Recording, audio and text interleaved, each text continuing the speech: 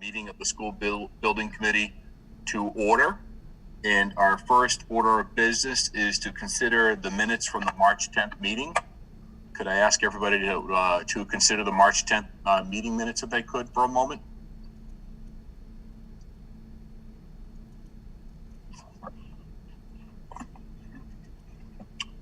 And when you're ready, I'll take a motion to accept the meeting minutes. I'll make the motion, Mark. Okay, very good. We have a motion. Do we have a second? We have a motion and a second. So I need to poll the committee. Dr. Goff? Yes. Mr. Frisha? Yes. Mrs. Gallivan? Yes. Mr. Fisher? Yes. Mr. Hahn, you're not on the committee, correct? No, I'm on the committee. Oh, you are. Okay, Mr. Hahn, I'm sorry. Yes, it's all good. Yes. Yeah, Mr. Connor. Yes. Mr. Morganwick, I believe you're not on the committee. Am I correct? Not very on the good. committee. Nope. Okay, very good. Moving along here, I'm comparing my roster to the faces in front of me here. Ms. Santiago Taylor?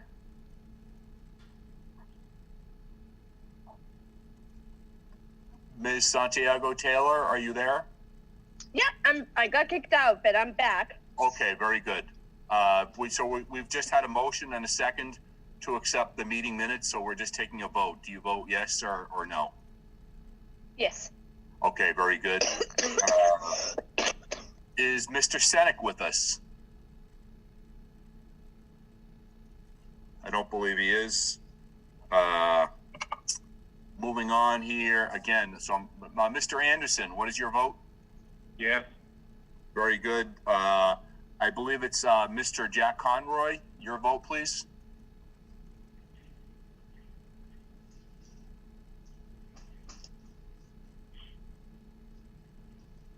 Mr. Conroy? We'll come back to you. Mr. Jeffrey Fisher? Should have it. Yes. Okay, that's Mr. Conroy. Mr. Fisher? Yes. Very good. I believe from my screen that's everybody present. Did I miss anybody? Yes. Susan. Oh, I'm sorry, Ms. Lawson. I'm sorry. Yes. My apologies. Did I miss anybody else? Okay, very good. So our next order of business is going to be the Compass presentation. I'm going to turn the meeting over then to, I don't know, Mr. Blesson, perhaps? Am I turning it over to you, or? I think Tony's going to start, and then I'll go in, and then Tony will wrap it up. Yeah, I just have a quick intro. The majority of the meeting tonight is to review the updated options. We have some add Reno options also to consider tonight. Then we're going to have a discussion about enrollment, and then we're going to review project schedule. So that's kind of our roadmap for tonight. The introduction is mostly a quick preliminary design program update. Hopefully everyone's coming to terms with the jargon that the MSBA uses. The preliminary design program is this kind of information gathering phase that we're in right now. You can see the green bar is getting really close to our submission target on the 20th of this month. We've been reviewing the deliverables with you, and we'll give you a quick update on where those stand. The district has been really busy at work finalizing and getting approved the educational program. So since we last met, the school committee had a ed plan workshop on 10/22, and then had a subsequent meeting on 10/29 where they approved the final draft of the ed plan. That's a huge amount of work to have accomplished, and it's really nice that we have it this early, heading toward our 11/20 submission date. Last meeting, we also talked about those initial space summaries. There was a minor add during the work period since we talked last, which was adding an additional music room to accommodate the orchestra program that Walpole is lucky to have in their middle schools. The existing conditions reports, we gave you an update on those. Those are complete, and we have been reviewing those with the project team. We've also scheduled some geotech work at Johnson. That's going to take place more toward the middle of the month, and that'll be ongoing after we submit the PDP, getting the report. That came up. We didn't initially do that work until we were able to prove out that a building could fit or be sited at Johnson. So you'll see some of the options that we've come up with at Johnson a little later tonight. And then last but not least, we're going to talk about some of the ways that we look at the project at this point, which leads us to the priority, which no matter what option we select going into the next phase, which is the PSR phase, the preferred schematic, everything that we talk about has to meet the district's newly voted educational plan.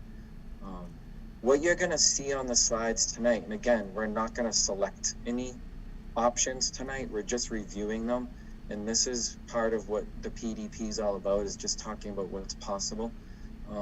You'll start to see on the slides tonight some of these factors that get looked at when we start to really dig into options. For instance, you'll see information on the slides that have to do with how school programs are affected when we build any one of these options.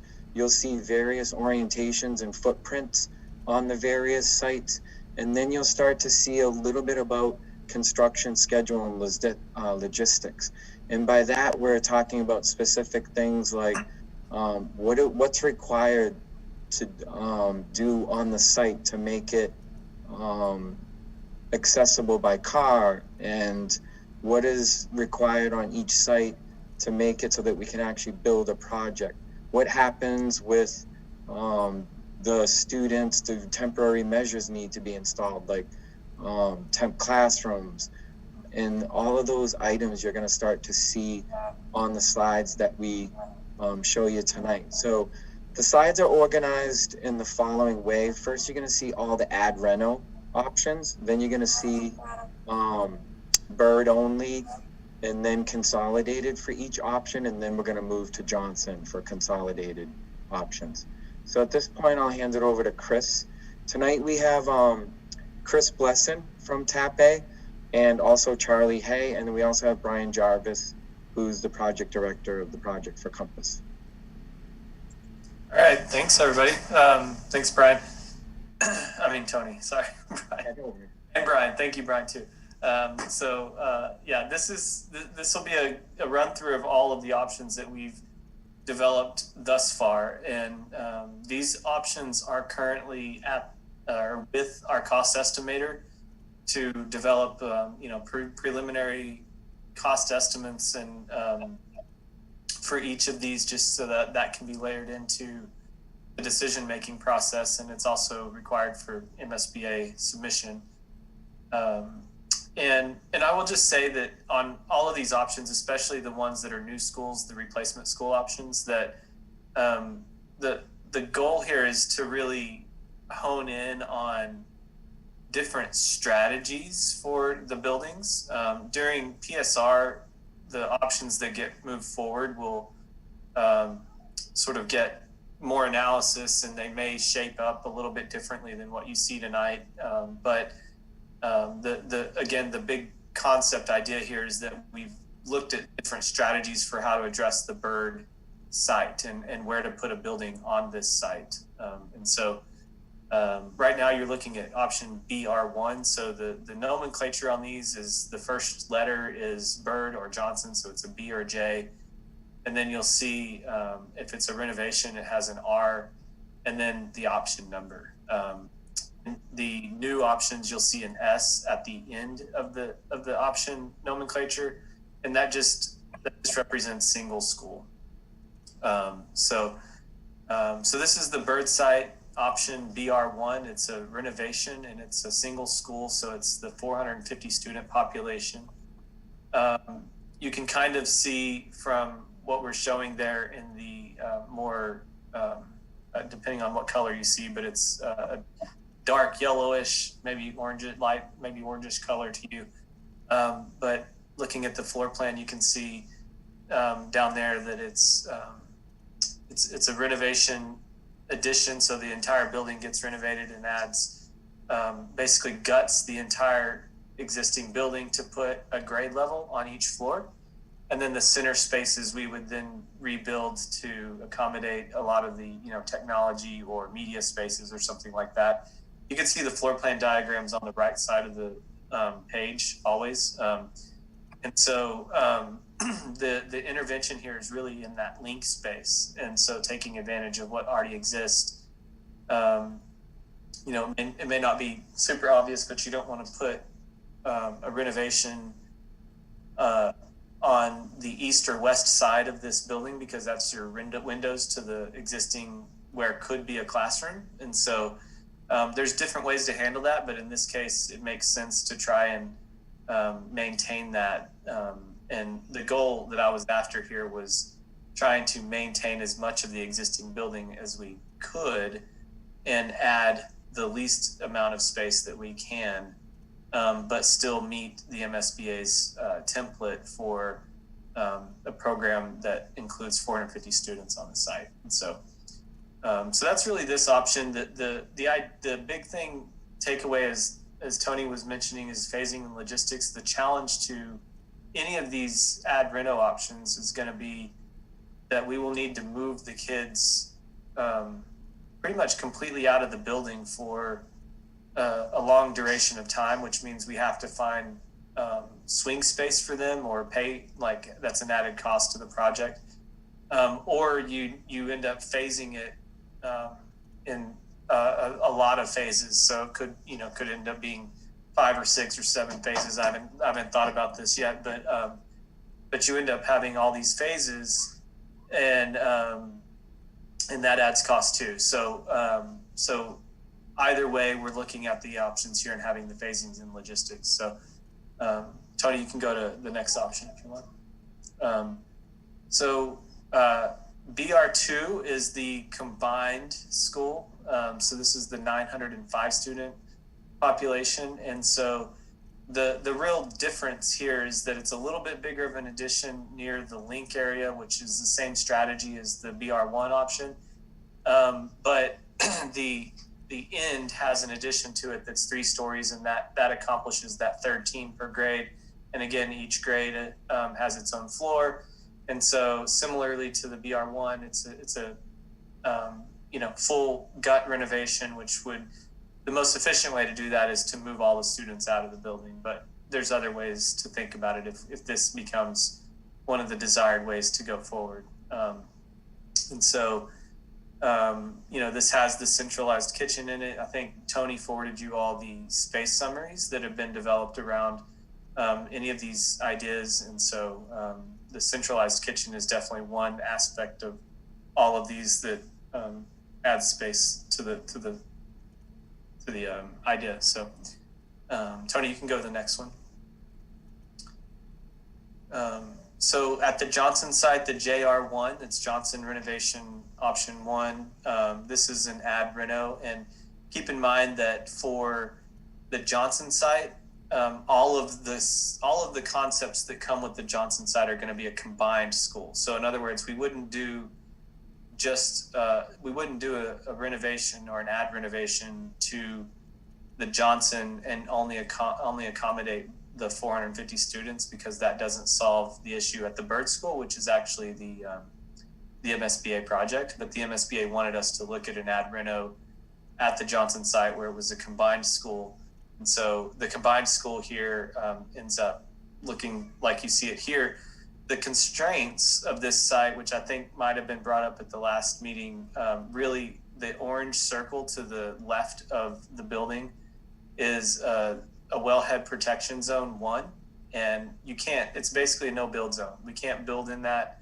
And so all of the flat area behind the Johnson Middle School is basically non-buildable. And so the area to the north and west of this view it's a big forest, and then there's the the hill that goes up the hill into the sort of plateau area that's just to the north there. And so the real only place we can squeeze in a renovation or an addition to this project is right where you see it. And it's shaped by the constraints of the site and the protection zones. And then there's, even in that, there's still an addition portion that reaches out on the front of the building. And so it's a tough building to add to, and the site doesn't make that any easier. So this is where we're at for the Johnson option renovation, add reno option. You can go to the next slide. So here's the first option for a single school replacement, fully new building on the Bird site. And you'll see that the 450 student population versus the 905 student population, the square footages are going to be the same across the board. So all 450 student population student schools are going to be 119,000 square feet, 119,321 square feet. And then the combined option is just over 175,000 square feet. So you'll see that number on the next slide. But here's an option for a bird-only school. And one of the interesting things about all of these options is that we can sort of streamline how we talk about these, in the sense that you basically can do a bird only, which is 2 teams. So basically you can think about that as 2 wings or 2 houses. Or the third wing is this one, B1, which is 175,000 square feet. And so the big updates to these, I think Charlie kind of went over these in the past, so I don't want to labor on them too long, but the big updates, like Tony said, are the classroom additions for music, where we added some music space, and then we refined a couple of other, I think, technology spaces and the teacher planning spaces. So those are the big changes in the space summary that affected the square footages that you see here, but the floor plans still remain pretty much the same. So that's B1 and B1S. You can see B1 here has that third wing added to the southeast side there. So B2 is this, and that's or B2S, and that's a single school on the south side of the site. One of the big things about B2 and B3 is that they extend out eastward from the existing school. And if you look really closely at these, you'll see that while you come on site and it feels maybe a little bit flatter than it actually is, one of the challenges to B2 and B2S is going to be that there's actually a pretty significant grade change when you talk about the length of building that actually is happening here. And so B2 and B2S, while they provide these interesting layouts, would end up the building would need to address and adjust for the grade level change that comes through. And we've been doing that analysis over the last week or so, and just getting some new site plans and site analysis from our landscape architect this week. And so it's starting to sort of evolve that maybe B2 and B2S and B3 and B3S are maybe candidates that the building committee could look at and say, you know what, those may not be as feasible as the other options, and we could report that in the PDP, which the MSBA would be okay with us saying, we studied all these options. They'll see it, but then they'll also see that the committee's already sort of starting to maybe think about editing out some options, so you don't have to go in there with every single one of these. And so here you see the 905 student option, where it gets even longer. And so that grade change from one end to the other could be as much as 20 feet from end to end. So that's a significant thing that we need to think through with the program and the building as it gets laid out. It's not something that can be achieved, but just something to be aware of. So you can show B3. So B3 was really just an idea about putting all of the core elements to the upper part of the site, and then transitioning the classroom wings down towards the east, which is very similar to B2, but on the north side of the site. And so Same idea there. Tony, you can go to B3. Yeah, there you go. So again, the grading challenge that's there still exists in B3. You can go to B4 if you want. So B4S and B4 were just an interesting look at how maybe we could use that parcel to the north. It's actually town owned already. B4S does not use it for actual building, but it probably would use it for emergency access for the perimeter of the building. But B4 does use it. It has a wing that extends out over that line into the lot. And these two buildings are interesting because they do address grade a little bit better than B3 and B2 in the sense that the lowest level of these two options is the community space. So one of the things we've heard from some of the forums and talking to the district is it would be nice to have a separate entry or a way to separate the main part of the school from the community functions. So if you have something at night or on the weekends, that people aren't just roaming all of the halls and going through the building without being without any safeguards or checks there. And so the bottom level, the first level, would be pretty much a similar grade or similar point as the existing middle level, main level of the bird. And then the upper three floors would be the classroom wing, basically repeated second, third, and fourth. And the interesting thing is that second floor level would actually be grade level exit to the north where that site that the town owns is. And so you could walk straight out of what is the second floor from the south part of the site. You could walk out at grade on the north part of the building. So that's one way to sort of address the grading challenges here. And this scheme actually does that. And so does B4 itself. It does that as well. So that wing that kind of goes into that neighboring lot would be at grade, and it would only be a 3-story building, which likely is lower in presence than the treetops and maybe a little bit more able to fit into the community surrounding it. That would be a goal to try to achieve there. But again, on the south side where the big plaza would be for the entry and drop off and stuff, that would look like a 4-story building. So you can go to B5. Chris, you want to just talk about the phasing on this one? Oh yeah, sorry. That's a good point, Tony. So all of the stuff that's, so you see the block that says phase 3, so this option, again, when we're talking about strategies, this was an option to say, well, what if we build part of the school, move the kids in, then demolish all or part of the existing building, and then build the second phase or the second part of, or the last part of the new building, and then we can demolish the rest of the bird. And so this was like a phased approach, and not dissimilar to Natick, if you heard us talking about that earlier, or even Galvin, if you've seen that in our proposals or work previously. But the idea here is that we can build part of the school, move the kids in. The phase 3 box that you see on the left there is actually the gym in this scheme. And so we could build the building, tear down the existing bird classrooms, but keep the gym online, the existing gym. And so the students would still have a gym to go to, and then build the new gym, which is phase 3, and then tear down the old gym is phase 4. So it's that phase 1, phase 2, phase 3, and phase 4 idea.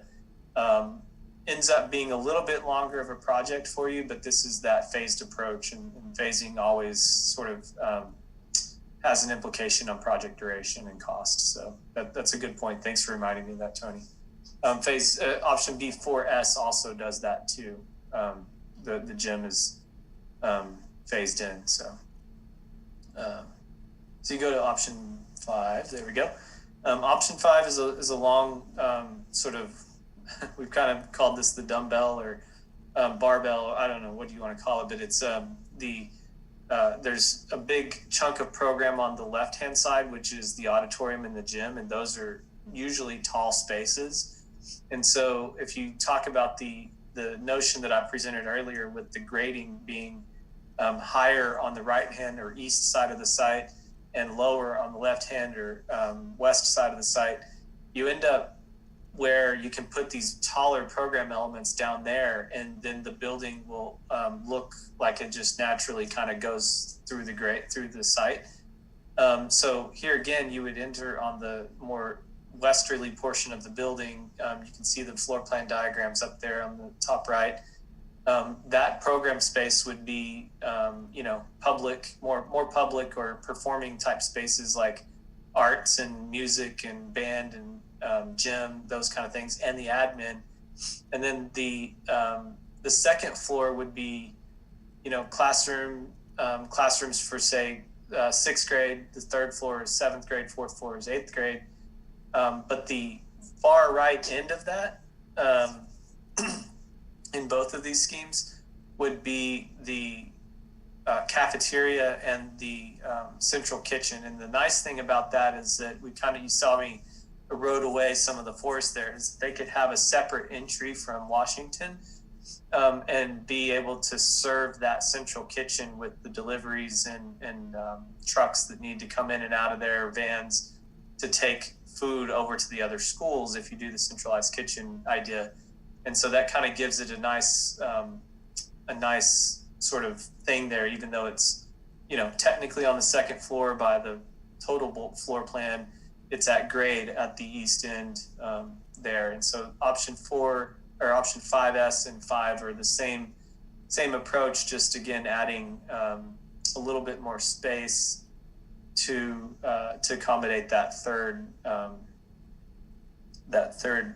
team on this. So again, just kind of thinking through these options, this one does work better with the grading than option 2 and 3 earlier. So you can go to the next one, Tony. This is option J1. Again, just a new option on the Johnson site. Again, because we're studying the combined only on the Johnson site. And so, this could be an option that shakes out on the Johnson site, or, and it's all completely new. So this has implications with infrastructure and stuff like that. And so J2 is the next one. And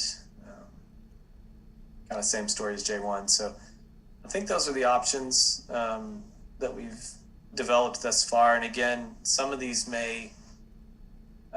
the shapes may change, the classrooms may change, stuff like that may change, but we think we've pretty much snagged all of the strategies that are possible for the Byrd and Johnson sites. And like Tony said, we're going to go and grab some geotechnical information. I think next week they're going to try to go out there and do that work to understand a little bit more about what's up on that hill where these last two options are shown, so that we know a little bit more about feasibility in those areas. So, I think that's what I have for now. Tony, I don't know if you have anything to add, or if you want to. No, I just wanted to, obviously we need some feedback and discussion amongst the committee, but one important thing to note, and you touched on this throughout the presentation, is all of these options have been sent for preliminary cost evaluation. And some of these options, some ideas might converge, like, an idea from option 1 with an idea of option 4. But the critical thing now is to capture not just a single Byrd project, but also a consolidated project, an ad reno project, also grabbing a phased project to see how that prices out. And then also 2 or 3 different responses to each site, just so that we have the cost information along all those different parameters in case we do kind of merge 2 ideas, or we'll have some data from a variety of different viewpoints on what's possible. So yeah, and I think that Charlie and I were talking earlier, and I think that the committee should not be afraid of, I kind of alluded to this earlier, of saying maybe options B2 and B3 are really not exactly what we want. You can go ahead and say and make a recommendation that maybe, we include those in the PDP, but maybe those aren't necessarily as better or not necessarily better than some of the other options. And so we can maybe take those off the table or start to think about if there's any options we know that just aren't really working out for us. Like the add Reno to the Johnson School is really not a great idea. And if you ask us, because what you're left with is not necessarily a great safe condition, because you end up with no parking, and parking has to be across the street, and the site is so constrained for an ad Reno that you may say, you know what, we're not going to look at that, or we think we've looked at it enough, and we can move on to other ideas. The MSBA will not be upset with you if you are able to move in some of those directions and just think through those. And I think that tonight's a fine time to start talking about that stuff. I actually think the MSBA would welcome editing these down. They'll see all of them. They'll see the pricing for all of them. They'll see the pros and cons to all of them. However, they typically want some editing out of options so that they have some assurance that everyone's paying attention and really starting to talk about what has merit and what doesn't. So I think Chris and I did talk about this earlier, and I think our recommendation potentially in terms of the renovation only option and the renovation addition option in both those two cases would be to recommend the Bird site for both of those, because the fact is that whether you renovate the Johnson or whether you renovate and expand the Johnson, in either case, you don't really have room for on-site parking, and you're going to end up with faculty and staff and visitors walking across the road to get to the school, which is really just not a great outcome. And it's just so constrained relative to the wellhead that Chris mentioned that it'd be very difficult even to construct.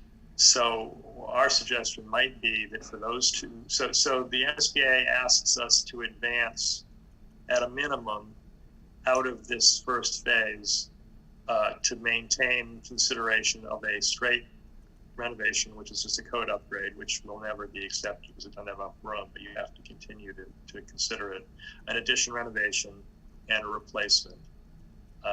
So we would suggest that the renovation and the renovation addition be at the Bird site, I think.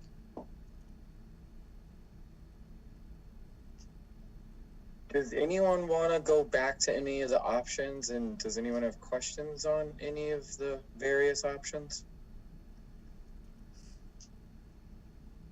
And just initial thoughts or questions, concerns?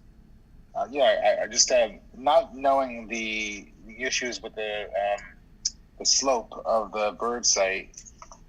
Initially, as a principal and as thinking about our team approach, our classroom neighborhood approach, B2 and B3 were the models that I was most excited about. I think that it kind of fits our philosophy the best. I guess I'm wondering whether, and I understand what you're saying with B5, having the community section of the building, like the multiple floor, the gym, the cafeteria, auditorium, down by where Bird currently exists, and then having the second floor be where the classroom levels start. Yep. Is that a potential? Can we take part of kind of the classroom neighborhood feel from B2 and B3 and meld that with this B5 option? I think so. Yeah, I think so. And what you, Tony, I don't. It's a little difficult to see on these. I think we can get there. And I agree with you. Is it Steve or Steven? Yep, Steve. That's fine. Yeah. I agree with you. The sort of the neighborhood or the grade level house, or however you want to determine yep. That is a really strong byproduct of options B2 and B3. I really latched onto that when we were laying them out, and Charlie and I talking about some of the stuff that came through the educational visioning stuff, sessions and all that stuff. And I think that's something we want to keep trying get to. And in all of these schemes, that was in the back of my head. So I think we can probably keep pushing and pulling on any of them to sort of bring that out more. And we could look at B2 and B3 to figure out if there's a way to maintain the same geometry, Right. and make that work. But the reality is, by the time we put everything that needs to be into it, I'm worried that these are going to be less efficient than something like B5 or B4, right? Yeah. So Yeah. you'll end up with this very long spine and these things coming off, these wings coming off of it. And I think that could end up being, I mean, you've been on the bird site, so just imagine standing at the driveway and looking Right. back up that hill and thinking, I've got students all the way up there, and students all the way in the gym, and it's kind of like this long, 600-foot train of building. So I think that there could be more efficient, better ways to lay that out. But I think, Sure. we could definitely look for getting those neighborhoods and those connections of sort of making the big school feel a little bit smaller. Yep. Try to bring that out. Because right now, the B2 that's on the screen right now, I love the idea that we have the option of having this be, grade 6 one floor, grade 7 one floor, grade 8 one floor, Yeah. or you have a team that's 6, 7, and 8 on one floor, and those kids stay on that floor for the duration of their middle school experience, and you have this vertically aligned team neighborhood too. So just that excited me, but I know that there are some. Yeah. Some, Well, we don't, and we don't have to pull these out now. Yeah. We can keep them on, and we'll dog ear them or whatever, and say. Sure. And say these are components about these that we really love. That's what these conversations are for. So I really appreciate that. Awesome. And the fact is that, as Chris mentioned earlier, the final design may have not all that much to do with these early diagrams in the end. There's going to be a lot of designing that goes on. This is really just, as Chris mentioned, this is truly test fits for sites at this point. So we really aren't into detailed design, and it may be that the final option in 6 months is unrecognizable from what you see tonight, because so many different things have influenced, and and you have many better ideas, and these things evolve over time. So it's not like you're picking from, do I want the blue car or the red car? We're going to be building the car from, starting with the chassis. Mark? Yeah, I'd just like to note, in my experience, Ad Reno is very complex compared to building new. I know I spoke to Ad Reno at the project team meeting last week, but I still want to chime into the fact that I understand that Ad Reno is very difficult and very complex. It is, and it usually has a surprising cost. And I think the other important aspect of this conversation that really should probably be discussed tonight, if it's possible, is what Chris brought up about where are you putting the students during construction, because that truly informs cost. So if you decide the only thing you can think of to do is create a modular farm on your baseball fields, we would ask Compass to come up with a sort of a guesstimate on what they thought that might cost, but it's going to be many millions of dollars. Or if you said, well, we have nowhere to put these students, you have to figure out how to phase it. And as Chris said, there's 6 phases, and this project goes from being a 2-year project to a 3.5 or 4-year project. There are enormous cost implications. And finally, if you say, well, we're going to go rent there's a building we can rent in Sharon or on Route 1 or something that's available, and the lease is going to be $1 million a year, then there's another cost that you have to take into account. So unless you have an extra school kicking around that you could put students in, there is a real cost implication of renovating, even beyond what you just mentioned, which is the complexities and difficulties of renovating anyway. So where are we putting the kids in the renovation option is the question.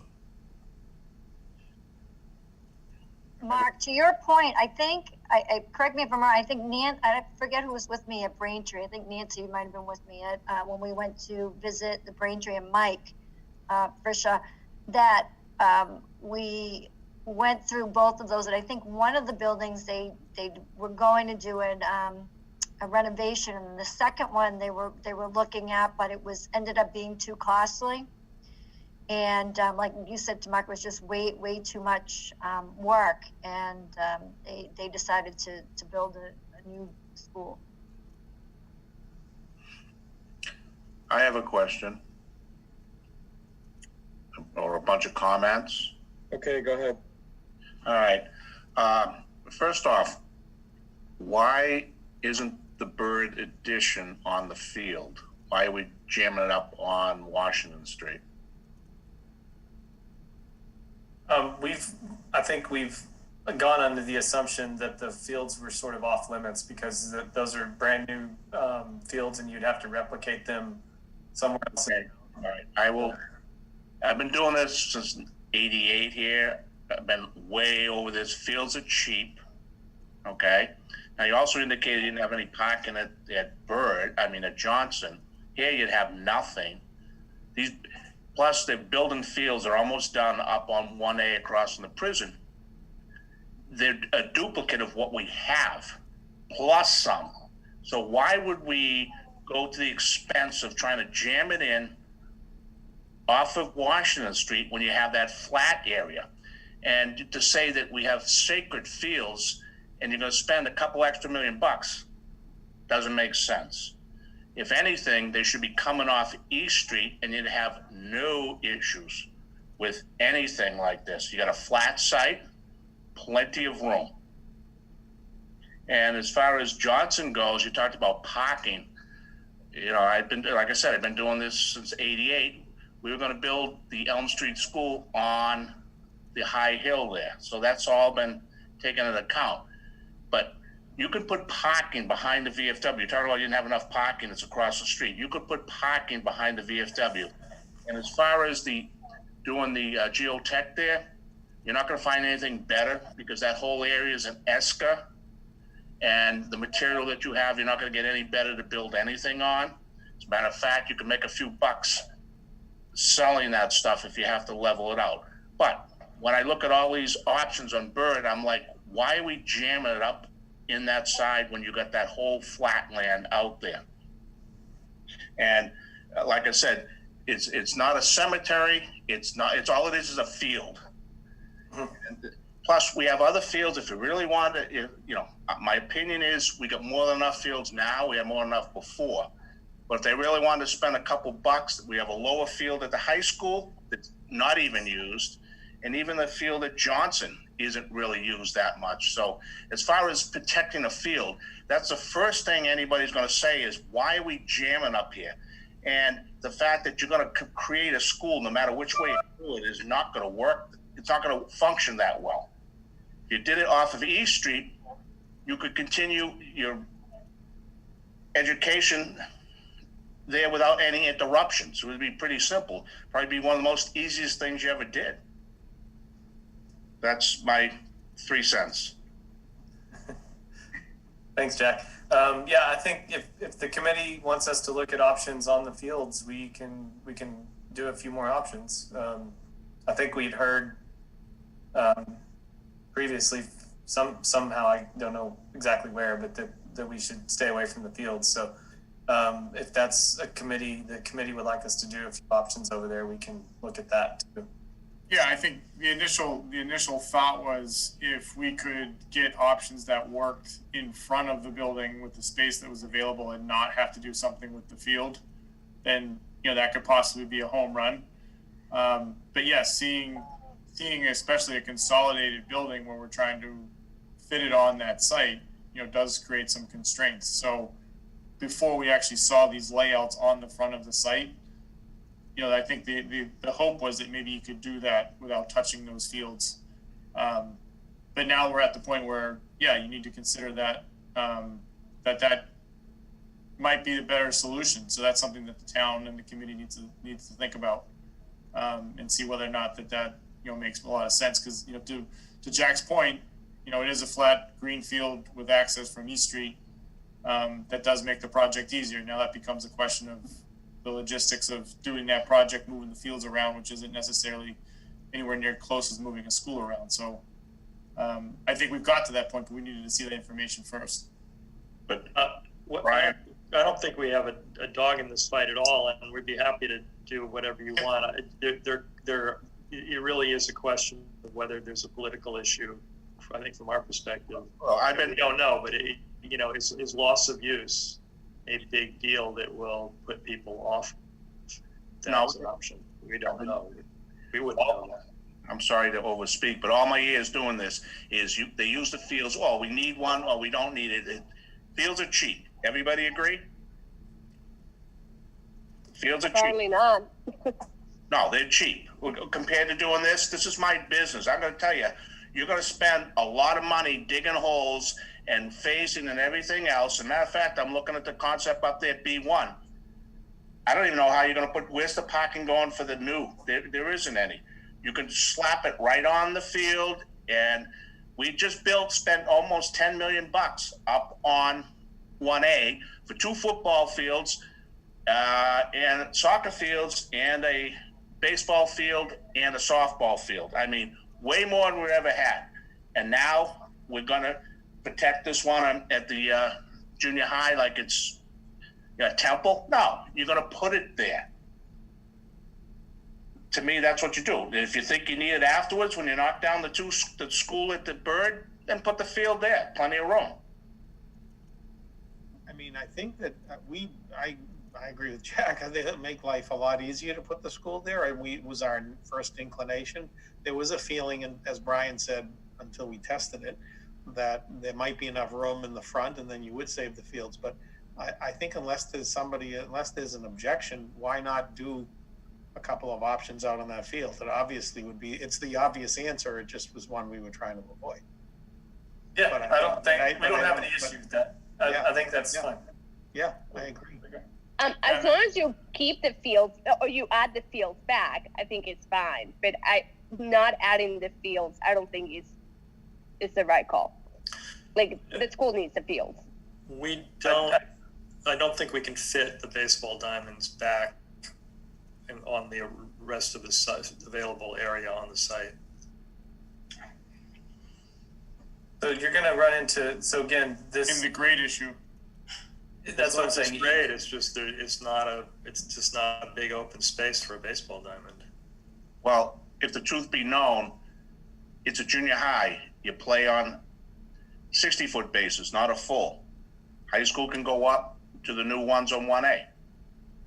And they have a full one down at Johnson. They have a full one at the lower field. So there's plenty of fields to go around for the baseball. You can fit a little league field just about anywhere. But, if people are going to object, that's fine. I've been down the road, and if you're going to say that we have to shove it in this corner, and if I'm a parent voting on that, I don't like it because we're going to save a baseball field, I'd say no. That's what you have to sell to a parent. That's what they're going to look at. Does that look nice, or would it look nicer on the field? Of course it'll look nicer on the field. Yeah. So Jack, we'll circle around and do a couple options on the field. Appreciate you for bringing that up. I think we were operating under the assumption that that was more important than what we're hearing right now. So we'll circle around and do a couple more options over there. Guys, my opinion, from a field standpoint, the reason why we built these brand new fields is because we had a shortage of fields. A lot of the different athletic teams are vying for fields, especially with lacrosse being such a big hit nowadays. They're vying for it just like baseball. Soccer is vying for it throughout both spring and fall. So there's a need for fields. Now, I don't think that should deter us from having an option that from a cost standpoint will definitely help us contain some of the major costs in this build. Because the number one thing here is for us to build a school, right? And provide sufficient acreage for these kids to be able to learn in an appropriate environment. So I don't think that should be, struck out of it. I would hate to lose the fields, but I think if it's more cost prohibitive to, work with the grade levels and then, or shove the school up there and from a cost standpoint, it would be a lot more. It would make more sense to lose the fields over that point. But sports are really important for education. I have one kid that plays sports and one that could be bothered. But sports are important, and the fields, going to wherever the fields are, is really far. And for 2 working parents, it's going to be almost impossible to take a kid from the high school to that far or to any other place around Walpole during the times that they're supposed to go to practice in games. So keeping them closer to the schools is going to be a lot easier for carpooling, for parents to manage the sports. Plus, the field should be used for academics, like physical education. Like there's so many advantages to have sports in schools. Well, this part of the process we're in is to open up opportunities. It doesn't mean we're picking. Yeah, it's just come up with all the options, and I think, as we stated before, the initial goal was to see, again, can we fit options in the land that we currently have in front of the school to avoid, 1, the existing school operations, and 2, having to redo fields as part of the project. Now, if you take on more cost, replace those fields. I don't think until Tape tests out some options on that field. Yeah, there might be an option to put 1 or 2 of them back at a full size. Correct. You might not even have to impact the field that's along the Carty field along East Street. I think it's going to be difficult to put a full-size diamond back. I mean, I think we could probably do a youth soccer field or something like that that's rectilinear, but diamonds are hard because they're like squares, essentially. They're not, but they're pie-shaped. What's the grade of the current school? Is it pretty flat where the school exists now? It drops from the drop-off side down to the fields. It drops off a story. But that doesn't mean you couldn't fit a soccer field up there or something. I'm just not sure you're going to get a baseball diamond up there. Yeah, I mean, another option that you can consider is, if you're talking about wedging it in, you could also, if you're talking about a new school, you could talk about a new school on the Bird site, which doesn't affect anything, and then you actually put a new soccer field where a new building on the Johnson site. You tear down the Bird building and put a soccer field where Bird is, and now you have a fields complex for the schools, and you have a brand new building on the Johnson site. So that's an option.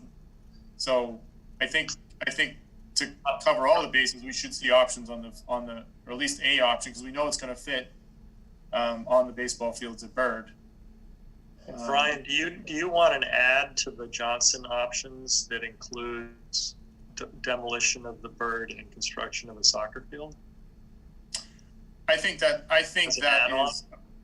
a potential, right? Because you're gonna own the MSBA is gonna. But I mean, you want us to budget it for it?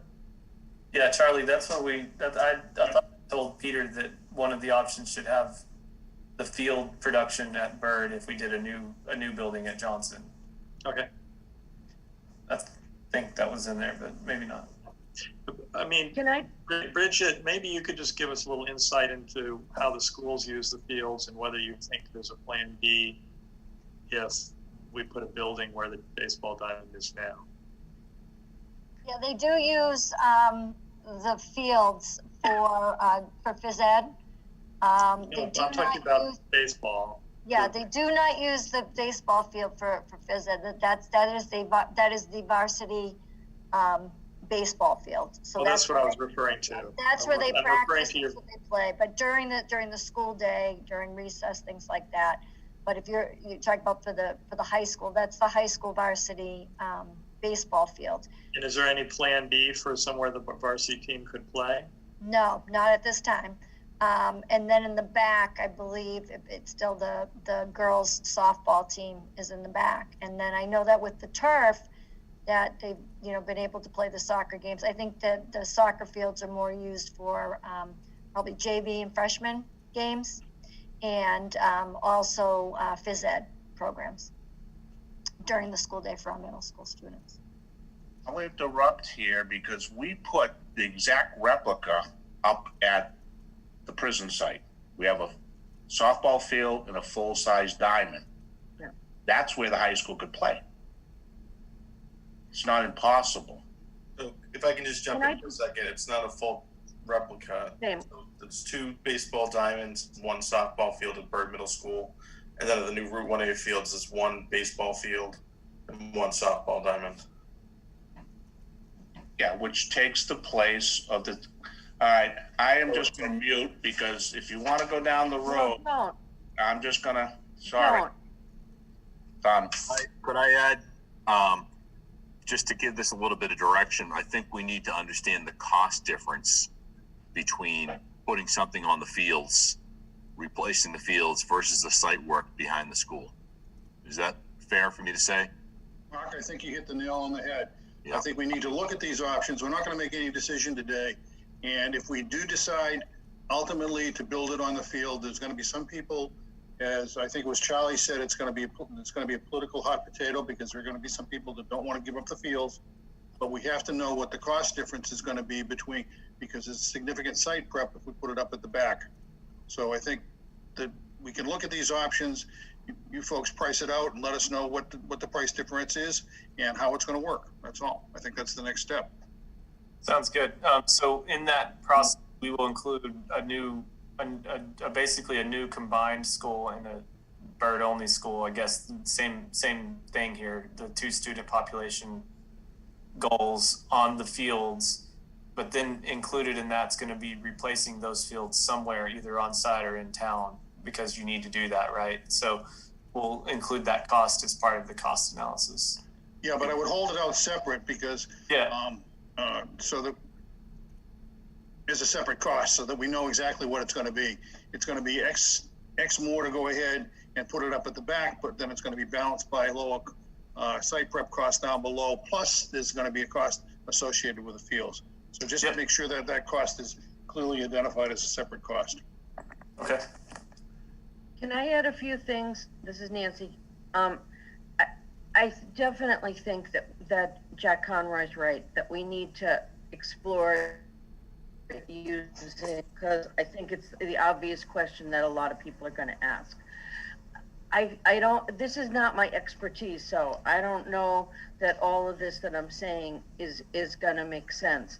But I think that that the idea of replicating the field is only a maybe. I know that a few years ago when we first started talking about doing this project, we got the bird site evaluated by DRA as an architect to see if we could house a high school on the bird site. And the thinking there was it was going to be an East Street building and we were going to lose the thing. What they talked about there, and the designs should be somewhere at Town Hall.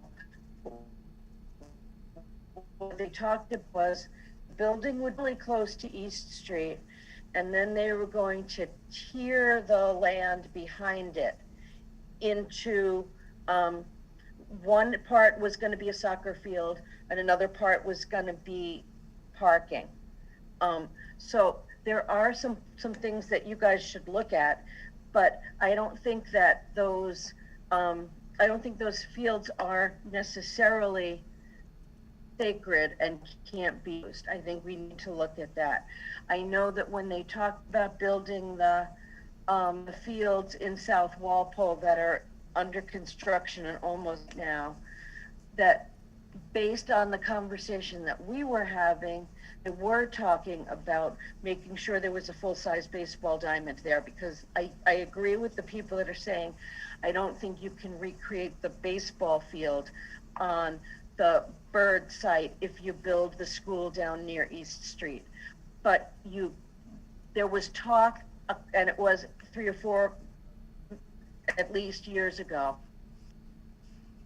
there was Talker Field at Bird. At Bird. I also wanted to go back to what Steve Morganwick said, because I do agree with the neighborhood concept idea that we have to build that into the middle school. But we just looked at the Kennedy Middle School in Natick today, And it's much more of a rectangle than these proposals are. It's still, in my opinion, met the needs of the neighborhood feel. So I don't think we need to have, this is just my opinion, and I'd be the first one to say I'm not an expert on it. I don't think we need all the prongs. I think that there are many ways to create the neighborhood feel. And while I think that is super important, I don't think the building has to look like B2 or B3, just my opinion. Thanks, Nancy. Thanks, Nancy.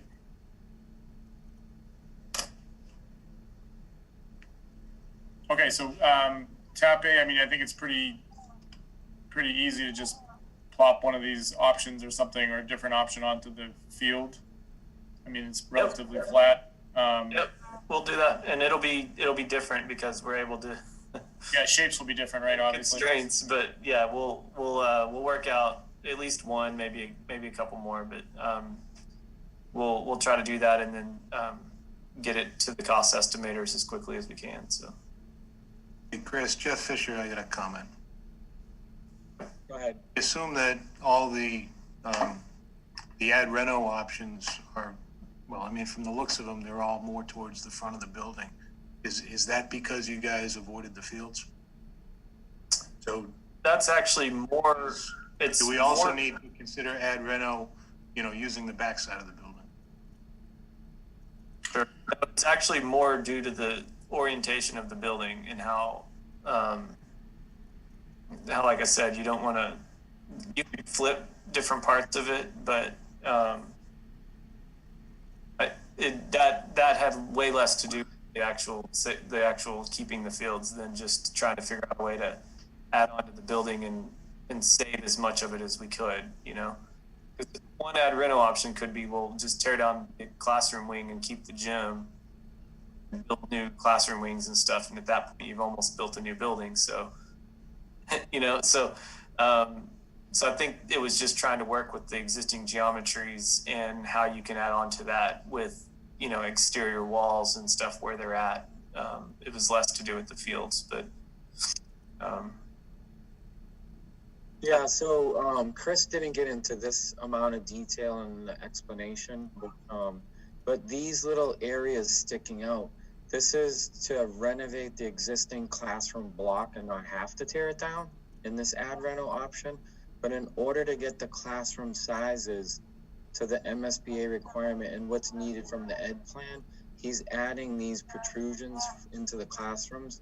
So this volume stays. And then, like he said, these added pieces are just a product of maintaining the existing and then trying to make something feasible, add on to it. Plus, correct me if I'm wrong, Chris, but it might be hard to add going this way with the grade change, and then you're blocking these classroom windows. Well, you could do a T shape and use use one of the classrooms as like a corridor and connect it through. There's different ways you can do that if that's, I think the reality is that the addition square footage is going to be similar, and like I was mentioning earlier, this captures the amount of square footage we think is needed to add on to the bird to carry the combined enrollment. And so you're going to get a cost estimate, and if it seems to be the committee's leaning to say, we really want to pursue an ad reno, we could look at 4 different ways the ad reno can actually shake itself out, and really hone in on that a little bit more. It doesn't have to be exactly what we're showing right now. It's just that we're trying to capture a square footage number. How much do we think we need to add to the building to make it work, and where that addition happens doesn't have to be exactly how we show it today. So right, the big hurdles with the ad reno is the phasing and what to do with students. Right. So can you provide us with any guidance on that? Are you asking me, Charlie? Yeah, I guess I'm asking the entire team, both the committee and the OPM, if there's been, and the district, if there's been any thought to how we would address that. Temporary school, temporary use of students and staff during an ad rental project. Is there any? Right.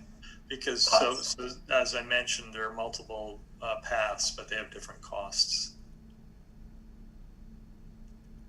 No, I think we haven't discussed it more than we've discussed it here and at the last meeting. Is, you know, what would be the input from the school district? Do you want to actually have the entire population in modular classrooms, or do we want to phase this over however many years to do a floor per year or a section per year, or however we wanted to do it? I don't know if there's a leaning one way or the other, or if they're both non-starters. Again, from a cost perspective, we have to come up with the swing space costs and the phasing costs associated with what's your pricing right now. The only thing we'd have to provide to you is how much would a farm of modulars cost. Right. No, I'm just talking about if there's a preferred strategy, which you just articulated. I don't think there's been that much thinking around it, Charlie. No. So we have to carry, at least get the pricing as we know for the MSBA. If there's a desire to look at it and more seriously because it's in some way attractive, then we would have to get into much more detail, but like beyond what I think this committee, probably something with the district. So maybe for the purposes of the exercise, we say what it would it cost to put modulars out there? Yeah, I think we'd use modulars for now. Okay. I'm sure the cost is going to be similar one way or the other. Okay. Yeah, I think that would be helpful. We have not had that conversation at all at the school committee level. We just didn't know and we certainly can do it at our next meeting, but we haven't talked about, is there a preference to, you know, a very slow addition renovation, which is the other option I think that's potentially doable compared to using a lot of modular classrooms. I think that both of them have all sorts of issues that go along with it. If you could give us a cost estimate for what it would cost to have, I don't know how many modular classrooms would be needed, but a lot, that would help to move that conversation forward.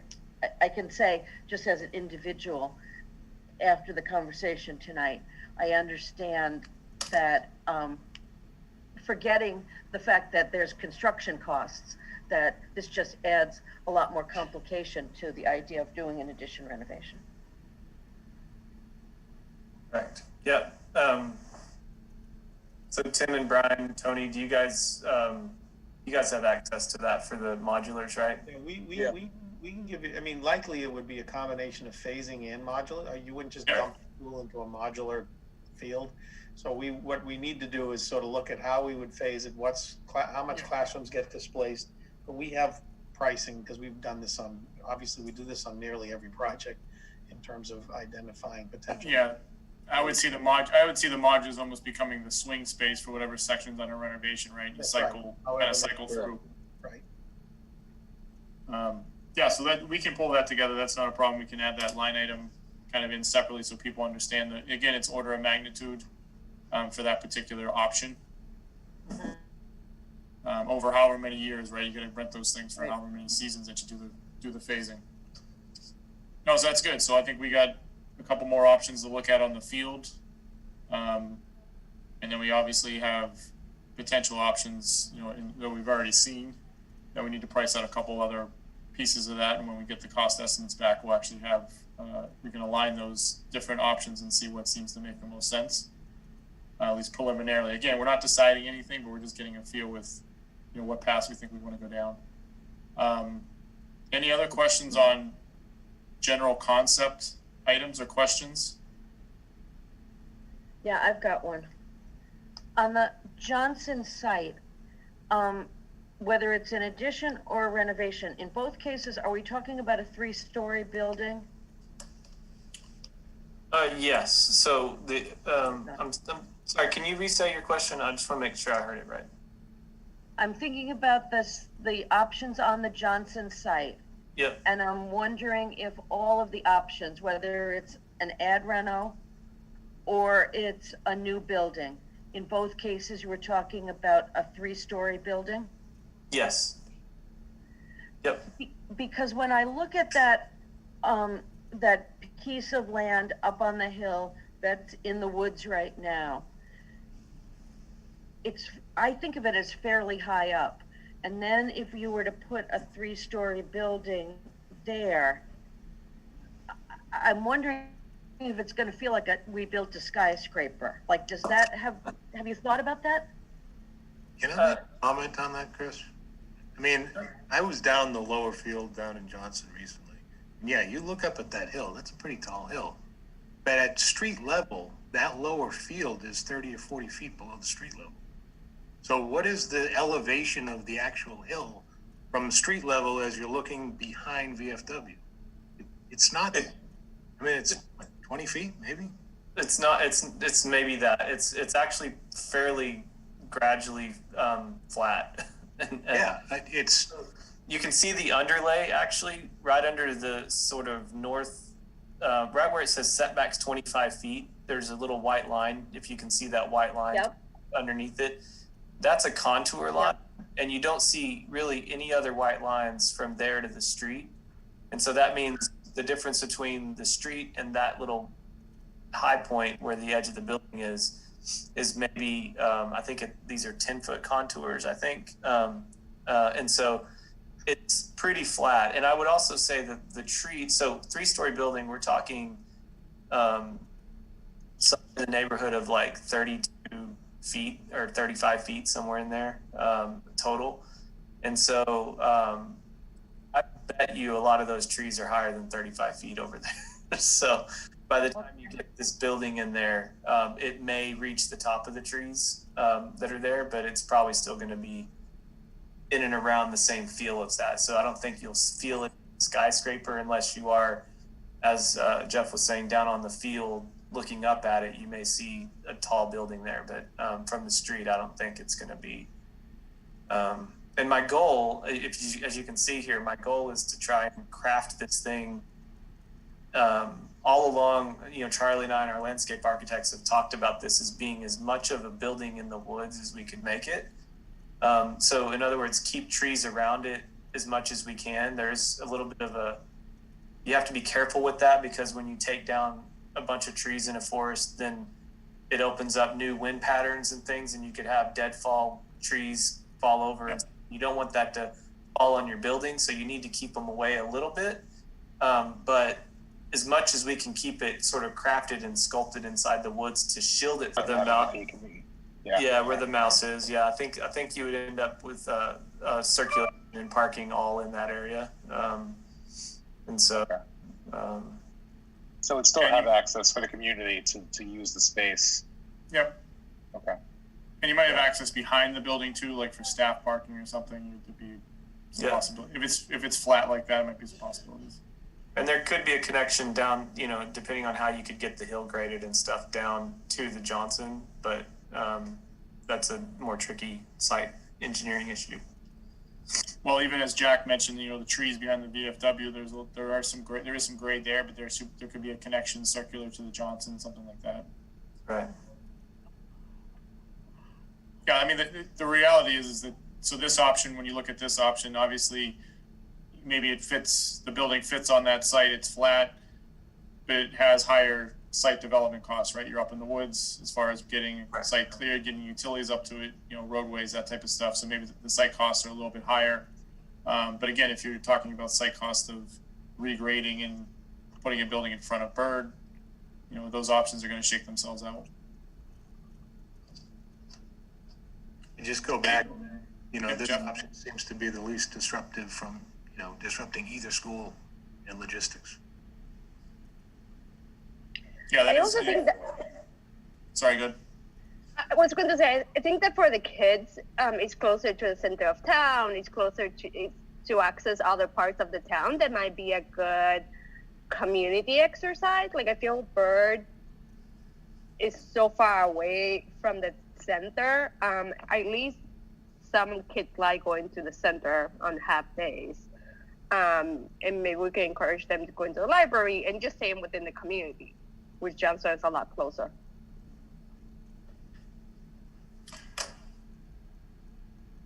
Yeah, and I think as we start to maybe whittle down the options and get into deeper evaluations, I mean, those are the types of things that could become criteria with, you know, the committee as far as what's important to the options, as far as, you know, centrally located, closer to town, I know concerns have been raised. What is the traffic impact of the school on Johnson versus the school on Bird? So those are the things that start to shake themselves out. And, you know, perhaps there's more positives for this site versus the Bird site. But once we get to that point and start to do that analysis, we'll narrow down those criteria. But those are good things to think about.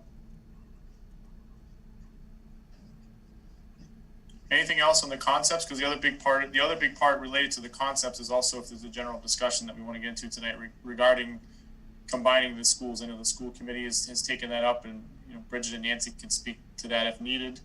But obviously, moving with a combined school changes the options that are on the table, right? Half the options go away.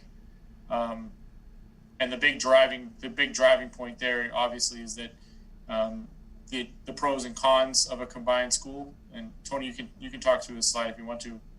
Yeah, so like Brian said, we considered quite a few options, and I think we have some good input now, not just on coming up with some options on the field, but also what the feel of the school is like, from what Nancy and Steve said.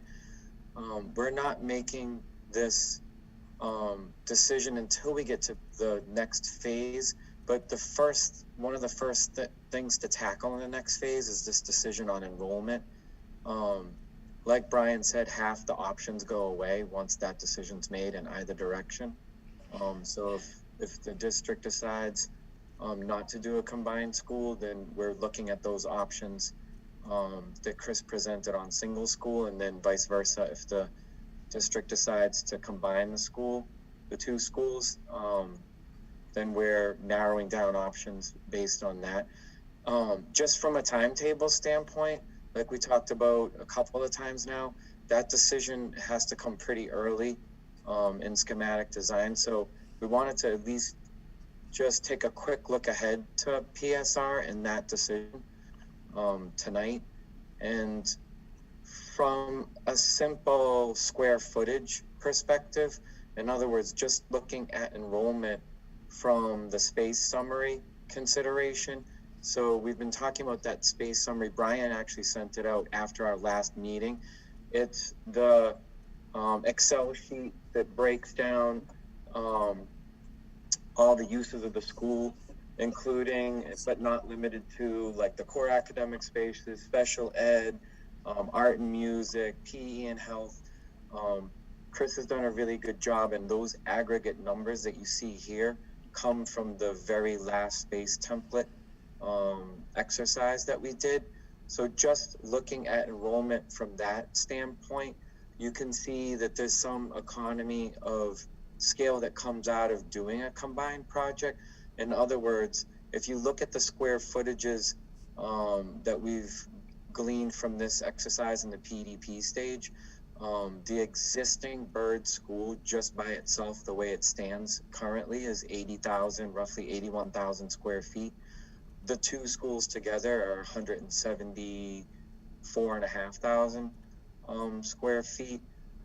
If we look at the space template of the proposed, which includes everything that the district has outlined in the ed plan, in other words, to get the right classroom sizes and to add some new program spaces that's desired by the district, and we can talk about these in a sec, you get to a proposed of 119,000 square feet. So that's 36,000 more than you have now.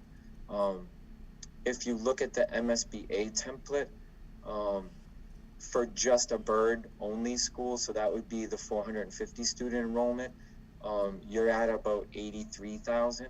So that adds roughly, the proposed adds roughly 35,000 square feet.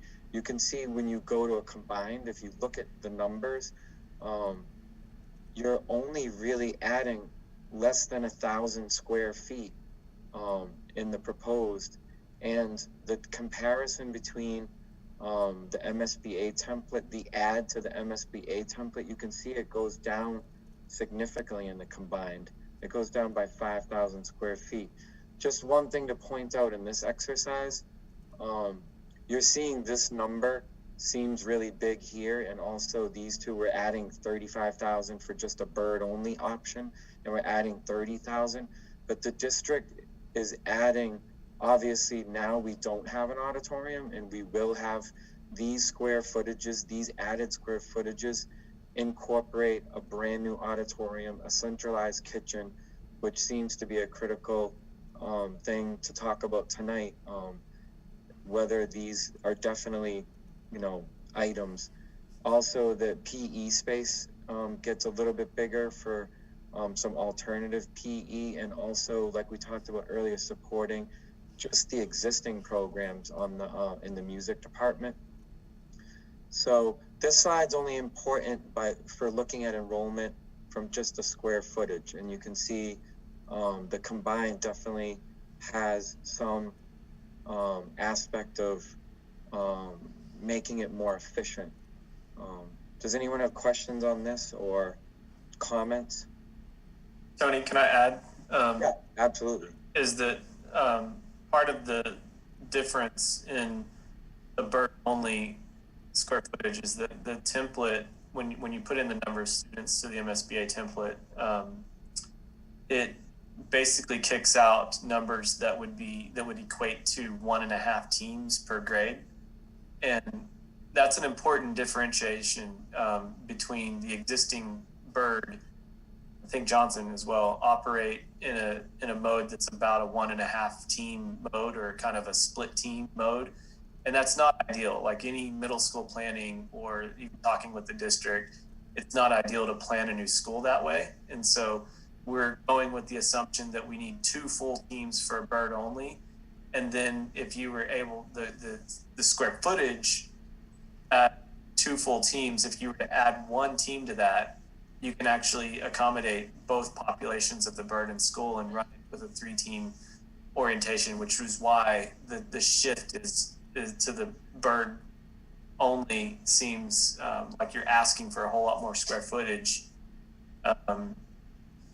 in that sense than the bird and Johnson. So the story kind of tells itself there, but I just wanted to make sure that you know that the target is full teams, not a split team or a half team in these in the building. That's by grade, right? By grade, yeah. Yep. Chris, do you want to talk about those STE spaces? Because in the new MSBA template, the labs are classified as this new STE space. So I have an asterisk here because these numbers would continue to get better once we talk to them about that potentially, if that's something you want to address, or it's kind of a finer point of the MSBA. Yeah, I can, if you want to, if you're looking at the space summaries very closely, which were sent out to you, the science labs for 5th and 6th grade, and that's, so the middle school space summary includes 5th grade because, you know, there's other places that have 5th grade as their middle school. But for the 5th and 6th grade level, they have these spaces that are called STE spaces, which are essentially just a fancy term for a souped up science classroom. And they've revised some of the standards recently, and the way that comes out in the space summary guidelines on the template side, which is the stuff that we don't touch for the MSBA, they're actually not accounted for in there. So it gives you what size they should be, but it doesn't give you a number of rooms that should come with the building. And so we need to talk to the MSBA about how to account for that so that their line items actually line up with what we're showing, and it's not like we're asking for more than what we should be asking for. And so I'll do that. I'll reach out to them and ask for that clarification, but we just wanted to point that out, that in that case, for both schools, you would have on the MSBA template side where those numbers would go up by roughly about 3,000 square feet each, which means the proposed differential that's highlighted in yellow would go down by that same amount. So. Anyone have any questions? I know it's a lot of numbers right there, but the general. Yeah, sorry, go ahead, Jack. Okay, actually, we touched on this the last time because I kind of asked a question around this. The square footage is going to drive the cost and the usage. And the square footage is based upon the enrollment. And what I believe I was told the last time when I asked this question was the state is actually telling us what the enrollment should be. In other words, it's the state, they ran some sort of formula, some sort of a study, and came out with a 450 and 905 students. Are we comfortable, we, the town of Walpole and the school department, that those numbers make sense and are going to be, and we're not going to be outgrowing the building in 5 or 10 years? Comment on that from a layman's perspective, and I'll yield to whomever knows more than I. Jack, my understanding is that what they do is they take a look at the existing enrollment, the existing number of homes in the community. They look at new construction in the future to kind of extrapolate where enrollment is going, and they base the number on that. Is it the new South Walpole project? I'm not certain if they included that, but I know they have included a number of projects that were in the pipeline. Yes, they did include it. I'm sorry. And they look at live births and all of that stuff too in the area. It's very actually complicated and cumbersome what they do. But the short answer to your Jack, to your question, and not to be short about the answer, but the answer is really you have to be okay with it because you've already signed that enrollment agreement to get into the core program, and you can't build anything different than that at this point. So it's sort of that's that, for lack of being able to say it a better way, that ship has sailed, I think. And then Brian, you guys can confirm or deny that. But yeah, the only asterisk to that is if you have to make a very, very strong case that there was a major mistake or something was not considered. So if they've included all the development that you talked about and asked about, it's really a tough case to make. But you're right, Chris, 99.9% of the time is you've signed up, this is what we have, everyone's agreed to it, and everyone's comfortable with it, yes. Okay, I understand that. It is what it is because we basically signed up for it. What I'm kind of asking is, are we as a town comfortable with that answer?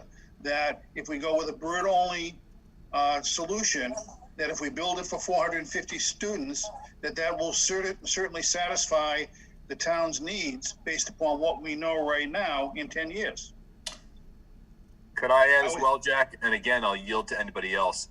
My understanding is that some of the projections they use in terms of new housing online and so forth, like how many children per bedroom in an apartment complex, or how many children per bedroom, for a new home, that the numbers that they use are actually a little higher than we've typically seen when these new complexes have come in. I'm not going to say their numbers are generous, but their numbers, are honest, I guess. Okay, thank you.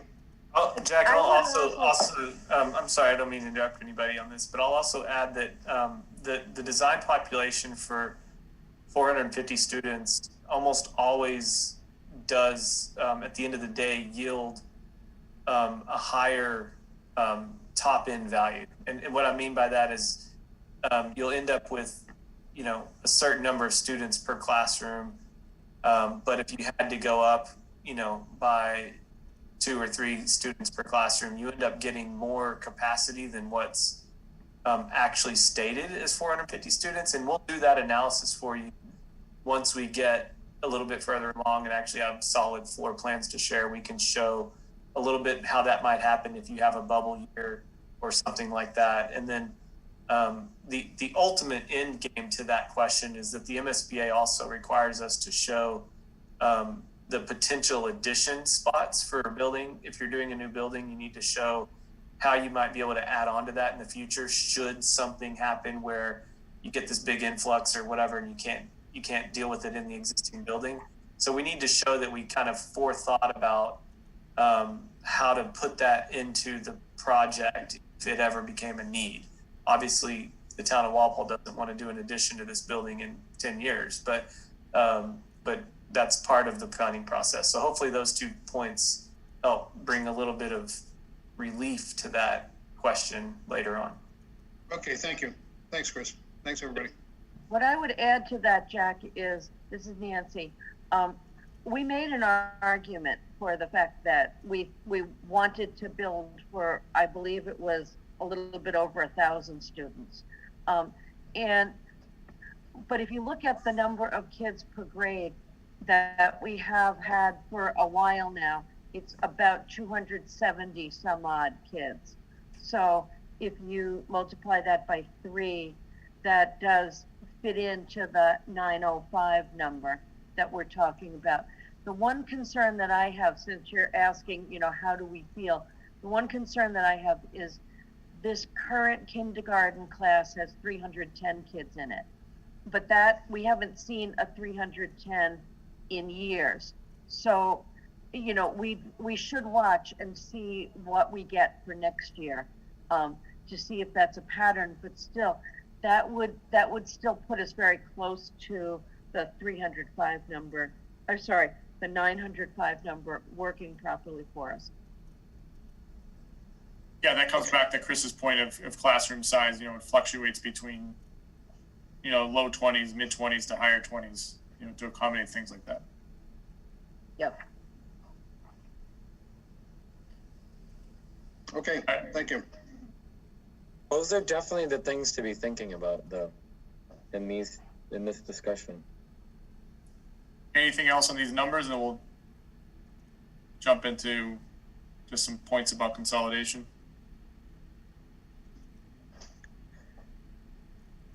So we talked about the decision about enrollment from that square footage standpoint, and how a consolidated school definitely has a little more efficiency. The district currently is in the process of evaluating a variety of different criteria related to enrollment. This orangey looking chart has a variety of different factors that the school is considering, the school and program elements. So we are working on this with Bridget and her team. Mike has some input on this, but what this chart does is, from just an educational standpoint, it tries to compare, and this spreadsheet has multiple columns, one for bird only combined. And if you look at a few of these, like the first couple, facilities equity, in other words, does the town across the whole population of students have the same access to the quality classrooms at one school as they might have at the other? So the obvious answer here is in a bird only option.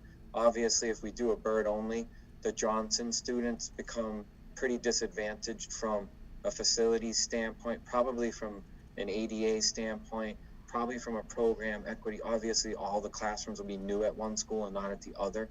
And then, like I said, these get looked at for, so those would be, say, cons against a bird only, whereas maybe one or two of these items, like small school experience, culture, and community, if Walpole sees itself as a small school community, then maybe this one is a con when it comes to a consolidated option. The answers to this that we're working on, like I said, will come directly from Bridget and her team, thinking, and her and the principals, their staff, and their faculty. The ones that we would like to focus on tonight in this group, in the Walpole Building Committee group, center around bigger items in the broader community, not just at the school level, but at the broader community, and also financially. So if we could focus some of our attention on these tonight, obvious big ones are, do we think we could get a consolidated school voted through at a town vote? How important are those community resources that we've been talking about quite a bit? In other words, the shared auditorium that the town will have access to across the whole town, the better, bigger gym where events could be held. So that would obviously on the surface seem like a obvious pro for the consolidated option. So these are items that we would like to get some feedback on, similar to what we did on the options. So we'd invite anybody to comment on any of these. These are definitely items that the building committee has a heavy feedback voice on. A couple of the other ones are deferred projects. If the town decides not to do a consolidated option and do a bird only option, what is the plan or cost for trying to renovate a Johnson later on? In other words, you'd have, if you wanted to do bird only, at some point maybe try to apply to the MSBA for Johnson. Nancy can speak to this a little bit, with the efforts that went into just getting to this point and getting into the program. So these are some of the things we'd like to talk about tonight, mostly because, like I mentioned in a previous slide, the decision to consolidate or not is obviously a town-wide decision, but it's going to happen pretty fast after. We need to have it happen pretty fast, I would say, after we submit PDP. And you'll see in the next couple slides the efforts that are being put into that. But if someone wants to start off with any of these items here, any of these factors, whether they feel like any of these are pros, cons, a showstopper. Mike's been working on operational costs a little bit, and we'll have some more information on that at some point soon that we can share. In other words, the cost of operating 2 schools versus the cost of operating 1. Mark? I'm not certain. Ms. Santiago Taylor, it seemed to me that you were going to speak a moment ago. Did you have a comment to make? No, my headphones died, so I was just trying to switch. I'm sorry. All right, very good. That's okay. Okay. So I would add a comment that I remember, attending one of the MSBA meetings, and they certainly don't want to tell us what to do. But one concern that they mentioned that a community will have is that if you do just the one school, they're concerned that you're going to come back for a second school sometime thereafter, and the total cost is going to be greater for 2 versus 1. Just a thought. That also becomes a political thing at some point, not just a financial thing, because then you have half the town getting a new school and half the town of middle school students not having one. So that's sort of a 2-pronged concern. Yeah, I would add to that. I think that if we did feel that people wanted the small school approach, that we would almost automatically get started on a second application to the MSBA right away, because it as a school committee member, it just doesn't feel right to say we're going to take care of one half of the town and good luck to the other half. So, I think that your first point, the perceived townwide support of a combined school, I think is stronger than the argument for keeping with tradition or keeping with the small school look in town. I think in the end, I think that people do want to hear that it makes sense educationally. And I think we've done a lot of homework around that fact. I think that that more people will be supportive.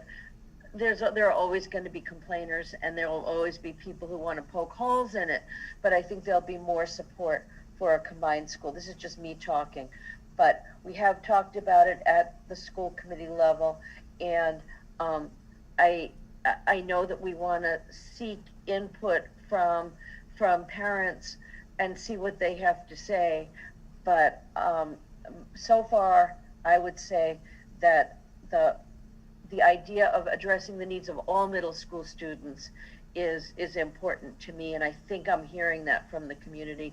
I know building costs will come into it. I think that having a community resource is a good thing, but I don't think it's anywhere near as important as meeting the needs of all the middle school students and coming up with the most financially smart project. Thanks, Nancy. On the small school field. Pardon me, Tony, Ms. Lawson had her hand up. Could she speak? Oh, sorry. Go ahead, Ms. Lawson. Hi, Susan Lawson here. I think that I'm concerned about, I think we should try to go for a combined facility for this reason. I'm concerned about the appearance of the, or not the appearance, but the actual inequity then of one school being a brand new facility and the other not.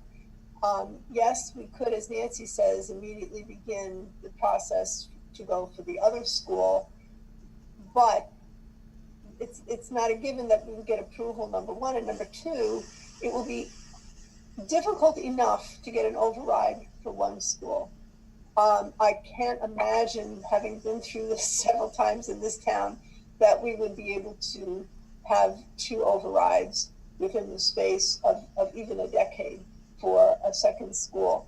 So I think that the best approach, more economical, and I think it addresses the needs at once, would be to go for a combined facility. That would be my thought.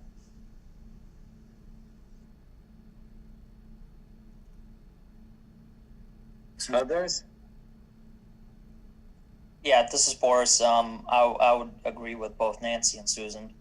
A combined school, I think, is the better way to go within this project. And to further that, I think it's the ad reno options. Even though I think it's a requirement for us to be able to figure out all the potential opportunities that there are. I think that building a brand new building would be the more feasible option, and I think more people would back that than just doing an ad reno. All right, thank you. This is Katia. I think a combined middle school, new construction, and I think the Johnson side looks nicer, more homey than Bird for academics, but then it's still very centrally located to the town. So whatever works, but like my vote will be for a Johnson site. And brand new. And I think engaging the community, trying to see that this is not just, education is important. If we don't have an education, we have no future.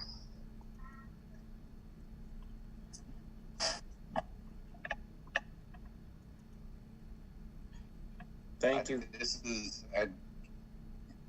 I'm Ed Connor, principal at Bird. Just to go along with some of the things the other people have said, consolidating is the way to go. We've been talking about it at school committee with Steve Morganwick and I. I just wanted to let people know that it is something that we stand behind, and logistically it doesn't seem cost effective to do a renovation at one or even the other schools. So just wanted to say that. All right, thanks, Ed. Any other comments on the enrollment? Any specific factor or any other input?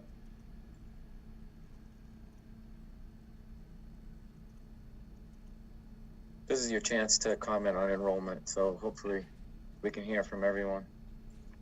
Yeah, I think that's good. I mean, get everyone's initial take on it. But again, we'll look at those options and draft out some of the different aspects and the different costs that go along with some of those options. But that was good initial feedback on a consolidated option. I know we're coming up on 2 hours, so we'll try to wrap this up. Tony, the next couple slides, I think, tie into some of the comments people just made with getting in front of the community, and we should be. Yep. Mark, one last thing. So I just wanted to say before we end, I had mistakenly asked us to approve the March 10th meeting minutes when I meant them to be the October 20th meeting minutes. So I think we'll need to take another vote before the end. I have a question. It's not related to enrollment, but is there any benefit for the town on picking a site? Like, I feel like that will be a selling point for the town if we say we're going to do a combined middle school at Byrd, and then the Johnson spot can be used for something for the town, whether to lease or to sell or whatever. Is there any discussion of what will happen with the other side? We do have to let the MSBA know from a town perspective what the plan is to use the building after the fact. Yeah, just as long we just have to have a preliminary plan. I mean, high level at this point, but again, that'll also can be one of the criteria when you're looking at different options. If you site the building here, what does that provide from a community perspective at Johnson and vice versa? But yeah, that does need to get addressed at some very high level, so just the MSBA knows that you do have a plan for that building, and you're not looking to possibly sell it off to offset some of the cost type of thing. So okay. All right, let me get through this so you can take your vote, Mark, on the minutes again. Here we're just showing some efforts that are being made toward the enrollment discussion. Those are shown in red. We talked about the community forum last meeting. This is just a note on the date change, so everyone can record that in their calendars going forward. The date now for community forum number 2 is on the 24th of November. Nancy mentioned earlier that there are a few elementary school parent focus groups happening. That some members of the school committee are meeting with parents from the younger ages to talk about not just enrollment, but the project in general. The dates for those are tomorrow night and on the 10th. We have our next scheduled meeting on 11/17.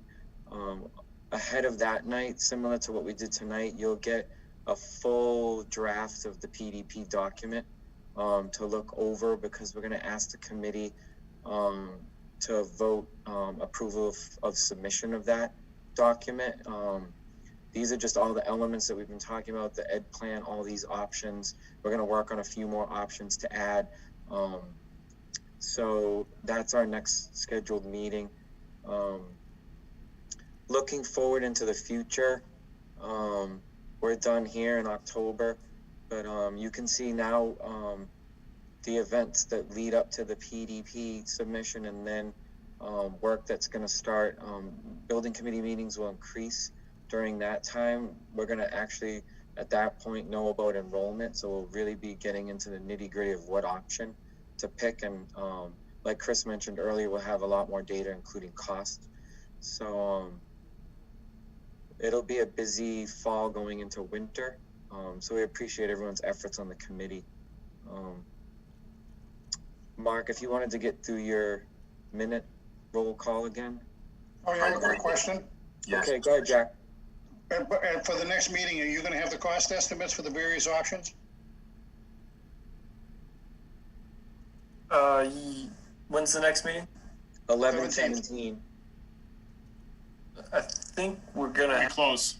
Yeah, it'll be close. I think these new options that we talked about tonight might be lagging, but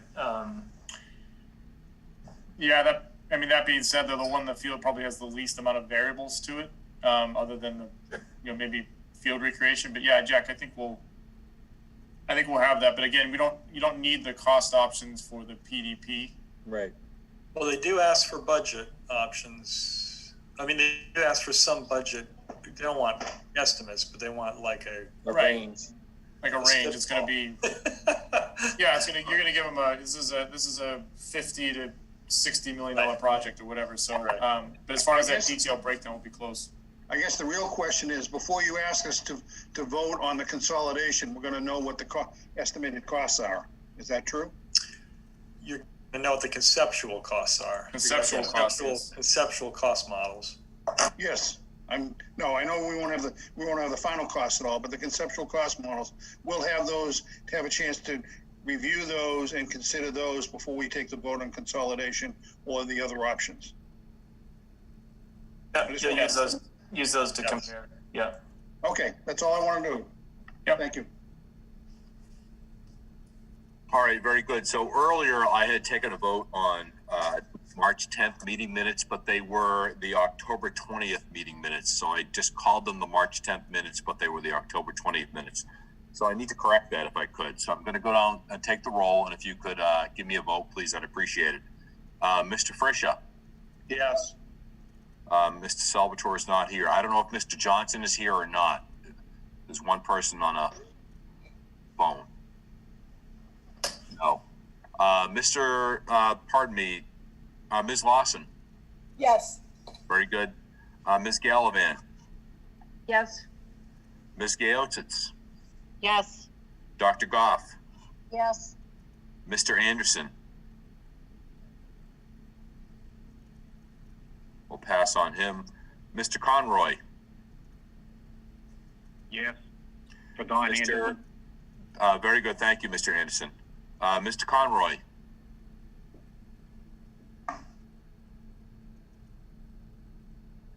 All right, Mr. Jeffrey Fisher? Yes. Mr. Jack Fisher? Yes. Mr. Connor? Yes. Mr. Hahn? Yes. Ms. Santiago Taylor? Yes. Mr. Senek? Yes. Did I miss anybody? And I vote yes as well. It is a vote. Thank you. Tony, anything else? No, that's it. Like I said, the next meeting is on the 17th, and you'll get materials well ahead of that, especially with this package, a draft copy of the PDP. Very good. Do we have a motion to adjourn? Yes, motion. We have a motion. Do we have a second? Second. Second. All in favor, say aye. Aye. Aye. It is a unanimous vote. Thank you very much, everybody. Thank you, everyone. We appreciate your efforts. Thank you. Thanks, everyone. Thank you, Tony. Have a good night.